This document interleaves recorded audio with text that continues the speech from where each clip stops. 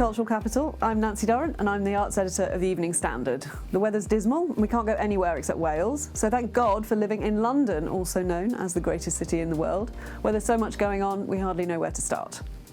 This week we're out west at the Lyric Hammersmith, where 3 London writers have produced a series of short plays about life in the city.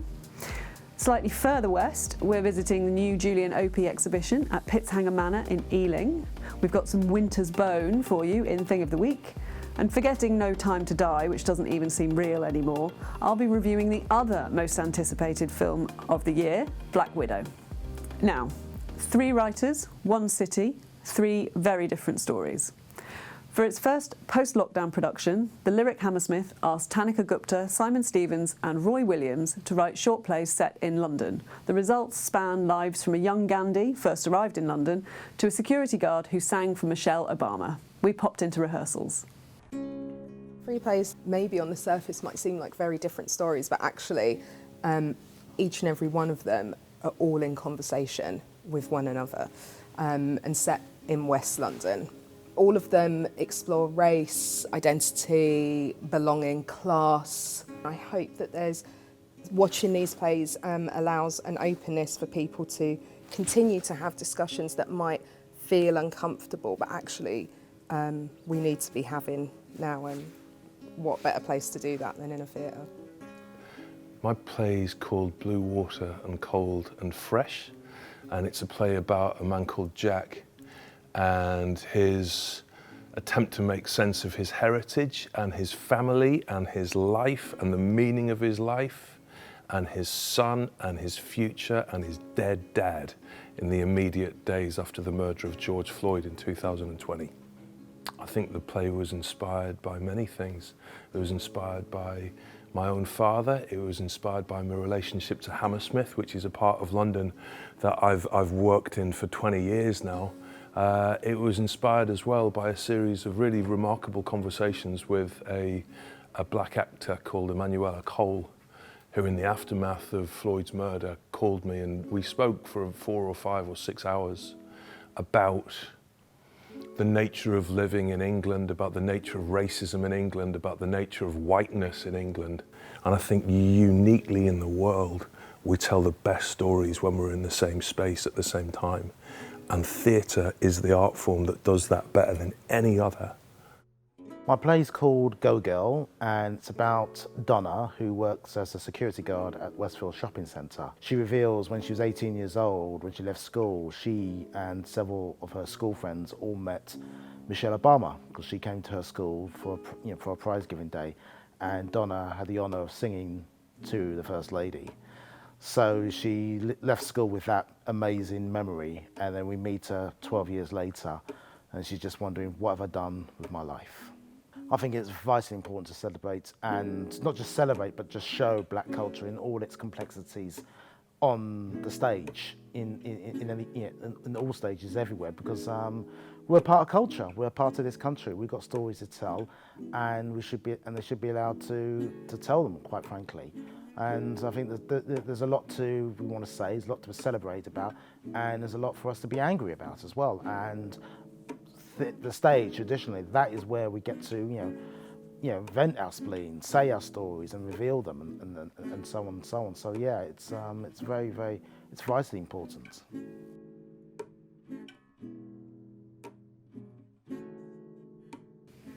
Just 2 years ago, Sir John Soane's glorious 18th century country house, Pitzhanger Manor, reopened to the public after a 12 million quid conservation and restoration project. Now, after a year's hiatus, it's reopened again with a new contemporary art exhibition, the first in the programme to venture outside into the lush green grounds. We headed to Ealing to chat to the artist Julian Opie. In the centre here you'll see that there's some sculptures of some buildings, some historical buildings, the kind of thing that you might stop and take a photograph of if you were on holiday. They're actually Portuguese Baroque towers. That's in combination with some statues of humans. I drew these people on the streets of London using a long zoom lens and standing on a traffic island in the distance. I did the same thing in Clissold Park, where they have deer. And I like to use animals as well as people. People are obviously animals, but We share the planet and the world, and even London with some animals. And I've combined all of those as elements that you come across, but I wanted a kind of backdrop, a space for them to exist in. So I used another project I've been working on, taken from where I often go on holiday in France. And I find that the villages there have a particular kind of quality. They're very silent, quiet, and they're also very enclosed. I made these large, what I call paintings, but they're actually light boxes, somewhat inspired by seeing public signage, for instance, in an airport or a shopping mall. We take for granted now that we're bombarded with these amazing printed, backlit or animated LED images, but if you stop and think about it, maybe it's similar in a way to going to a cathedral and seeing backlit stained glass windows. I find these quite inspiring and a useful way to imagine how I could make my own art. But what's very nice about this space is that it also extends out into the park behind, which is a beautiful big Walpole Park, and the gardens out the front. In the last space, I'm inviting you actually to walk into the painting. It does mean that you can step outside of the Ealing reality around you, perhaps, and enter one of these paintings full blown. So perhaps when you come back out again and look at the paintings, you might have a feeling of more engagement, I'm hoping. You know the drill. It's Thing of the Week. Becket had an ordinary childhood, and he was a Londoner. He was born on Cheapside, which was the commercial heart of the city. And we know that London, around 1120, was a bustling, booming urban centre. The case I'm standing in front of gives us a sense of what Becket's childhood was like. These objects from the British Museum's collection, these two pieces of bone, may seem unassuming, but they actually give us an idea of the sort of pastime Becket might have had. Now, these two pieces of bone are actually ice skates, and if I were to turn them over, you'd see that they're completely worn smooth with use. Young Londoners in search of fun at this time would go to the frozen marshes of Moorfields, so just around Moorgate Station today, and they'd take cow bones, tie them to their feet, and skate on the marshes. There was quite a lot riding on this week's film, which represents one of the Marvel Cinematic Universe's strongest and most interesting characters, who just happens to be female, finally coming off the bench and onto the field with her own movie. You don't know everything about me.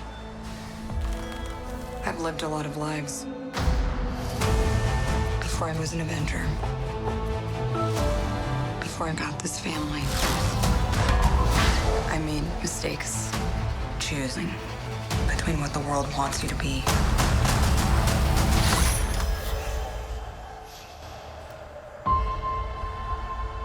and who you are. The film is set in the period after Captain America Civil War and before Avengers Infinity War, but as anyone who knows, who has seen the full Avengers series, Black Widow is very unlikely to be able to front another movie, which is a shame. Still, this is a long overdue vote of confidence in the character, played of course by Scarlett Johansson, as an audience draw in her own right. I'm massively relieved to report that director Kate Shortland's film doesn't disappoint. Natasha Romanoff is on the run, but she's not the only one. So too is her little sister Yelena, played magnificently by the British actress Florence Pugh, a fellow survivor of the Red Room programme, which churns out elite female assassins known as widows, who has been released from her mind control prison and is on a mission to free her colleagues, assisted by a very fetching vest with a lot of useful pockets. Naturally, the pair, who it transpires aren't really sisters, but only ended up together as the fake children of a pair of Russian sleeper agents in rural Ohio, I hope you're following this, don't trust each other at all. But there's nobody else of any use, so practical as ever, they team up after first having it out in a thrilling, bone-crunching fight in a delightful flat in Budapest. It's so much fun. It's more like a Bond film than a classic Marvel, and there's a lovely nod to that actually. But what I loved about this is that the filmmakers haven't submitted to the temptation to lay on thick the female suffering, presenting instead an image of tough women dealing practically with what they've been through and getting on with the job. The forced sterilisation of the widows is dealt with in a very funny exchange that expresses its brutality with a mordant humour that women everywhere will recognise from every conversation you've ever had about periods. Florence Pugh is inevitably the standout, stealing every scene from a generously understated Scarlett Johansson, and it makes you sad to think that you won't see this brilliant double act get more screen time. Otig Fagbenle, who London audiences might remember as Levy in the National Theatre's 2016 production of Ma Rainey's Black Bottom, makes the most of a small role as Natasha Romanoff's fixer Rick Mason. Marvel Comics fans will know him as the Agent. Expect to see more of him in the new phase of MCU stories. Black Widow is released this coming Wednesday, and it's a big screen must. You're welcome. Thanks for watching Cultural Capital. Don't forget to subscribe, and we'll see you next week.